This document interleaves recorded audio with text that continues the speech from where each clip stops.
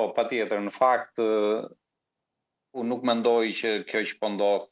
është fatkeqësi natyrore, po është pasojë drejt për drejt e mënyrës se si ne jemi sjell me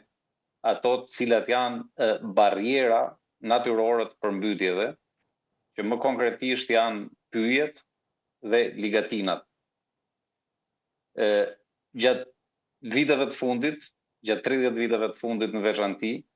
të dyja këto barriera kanë pësuar dëmtime të jashtëzakonshme. Në rast se marrim për shembull pyjet, në Shqipëri sot është e vështirë të gjesh sipërfaqe pyjore me cilësi të lartë ose pyje parësore, por nuk është as pak e vështirë të gjesh sipërfaqe pothuajse krejtësisht degraduara.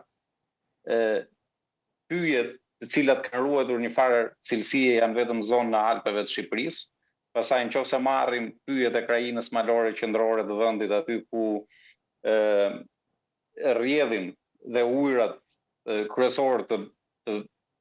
lumenjve tonë kryesor, siç është Drini, Mati e tjerë, pyjet janë degraduar në mënyrë, janë shkatërruar. Dhe mund të flasim dhe me terma konkret, domethënë duke filluar që nga veriu, për shembull,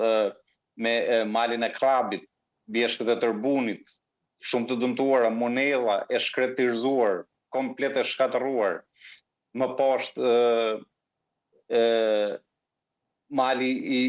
Lur, mali i Dejës, se dim shumë mirë se çka ka ndodhur, se si ka qenë dhe si ka ndodhur. Kanë ngelur vetëm disa copza të vogla pyjesh me një farë cilësie në malsinë e Krujës dhe në malsinë e Tiranës,